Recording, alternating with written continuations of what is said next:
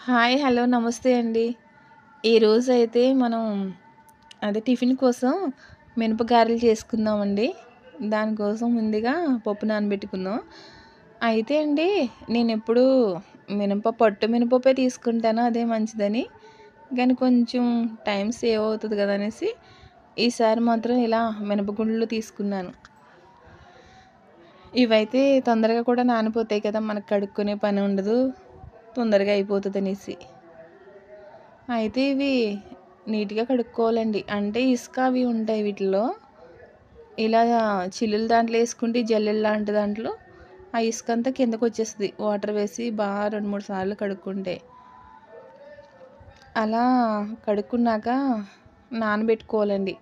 ఒక ఈ మినప గుళ్ళే కాబట్టి తొందరగానే నానిపోతాయండి. ఒక 2 అవర్స్ అయితే సరిపోతది.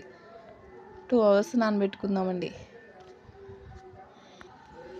ఇప్పుడు మనం నానబెట్టుకున్నాం కదండీ! ఇవి నానిపోయినట్టే. అప్పుడు ఏం చేద్దామంటే 2 అవర్స్ అయిపోయింది. ఇప్పుడు మనం మిక్సీ గిన్నెలో తీసుకుందామండి. వాటర్ ఏమీ లేకుండా ఒట్టిగా పప్పు మాత్రమే తీసుకుందామండి. మినపగుళ్ళు మాత్రమే తీసుకుందాం. వాటర్ ఏస్తే మనకి పిండి కొంచెం పలసనైపోతే మళ్ళీ మనకి ఆయిల్ ఎక్కువ అయిపోతదండి. పీల్చేసుకుంటది. అందుకోసం కొంచెం గట్టిగానే రుబ్బుకోవాలండి పిండి. దానికోసం కొంచెం మనకు అవసరం అయిపోయిందనుకోండి, గట్టిగా ఉందనుకోండి, అప్పుడు కొంచెం ఒక 4, 5 స్పూన్లు వేస్తే సరిపోయిద్ది అంతే.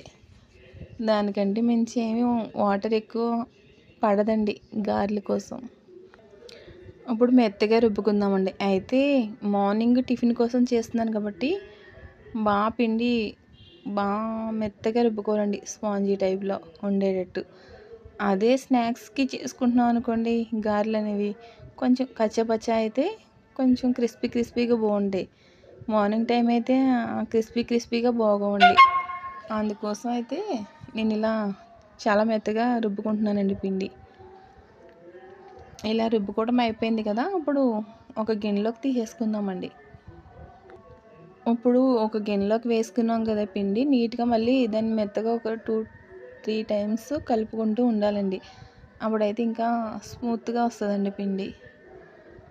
అయితే ఇప్పుడు మనం దానికోసం ఒక 2 ఉల్లిపాయలు, ఒక 4 పచ్చిమిరపకాయలు, కొంచెం అల్లం, జీలకర్ర తీసుకుందాం. ఉల్లిపాయలు నీట్‌గా కట్ చేసుకుందాం అండి.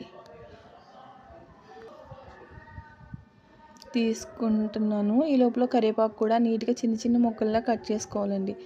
మామూలుగా ఆకులనుకోండి, ఈ పిల్లలు ఏం చేస్తారంటే మొత్తం ఇలా ఆకు తీసేసి బయట వేసేస్తారు.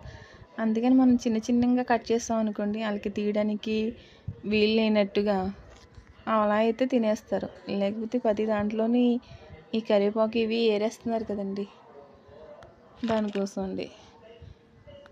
ఇప్పుడు మనం రుబ్బపెట్టుకున్న పిండిలో ఈ ఉల్లిపాయ ముక్కలు, పచ్చిమిరపకాయ ముక్కలు, కరివేపాకు సన్నంగా తరుక్కున్నాం కదండీ! అది, అల్లం ముక్కలు, కొంచెం జీలకర్ర, అది మన ఇష్టం అనుకోండి. వేసుకునే వాళ్ళు వేసుకోవచ్చు, లేకపోతే మానేయచ్చు.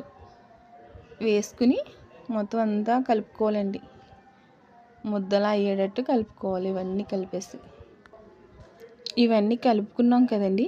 అయితే మీకు ఒకటి చెప్పడం మర్చిపోయానండి. కొంచెం పిండి తీసుకుని కొంచెం వాటర్‌లో వేసామనుకోండి, అది పైకి తేలిందనుకోండి, అంటే పిండి మనకి పర్ఫెక్ట్‌గా ఉన్నట్టండి గారెల కోసం.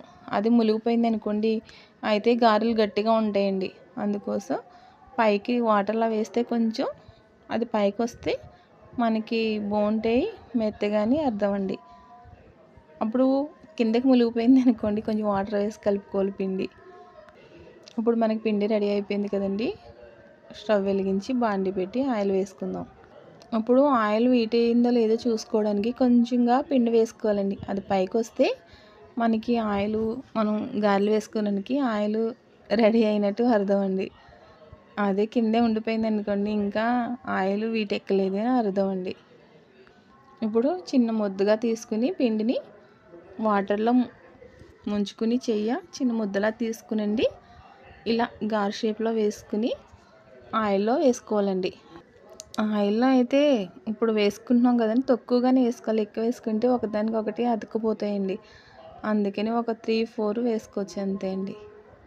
అయితే కొంచెం ఇలా చేతితోటి వేయడానికి కొంచెం మందికి రాకపోతే ఒక నీట్గా అరిటాకు కానీ ఒక కవర్ కానీ తీసుకుని దాని మీద ఇలా ముద్ద వేసుకుని దానికి హోల్ చేసి వేసుకుంటే కూడా బాగా వస్తాయండి. మనకి ఫ్రై అయిపోతున్నాయి కదండి, మన సైడు ఫ్రై అయినాయి కదా, అప్పుడు స్లోగా ఆ సైడ్కి కూడా తిప్పుకొని నీట్గా 2 సైడ్ ఫ్రై చేసుకోవాలండి. ఎర్రగా ఫ్రై అయ్యే వరకు ఉంచుకొని బాగా ఎర్రగా అయ్యాకనే మనం తీసుకోవాలండి. అప్పుడు రెడీ అయిపోయినాయి కదా, తీసుకుందాం. నేనైతే ఎలా తీస్తానంటే ఒక ఊస లాంటి దాంతో తీస్తానండి. అవన్నీ ఇలా తీసుకోవడానికి హోల్ ఉంటుంది కదా, నీట్గా వస్తాయని. ఇప్పుడు తీసుకున్నాం కదండి, మనకి ఎంతో టేస్టీ అయిన గారెలు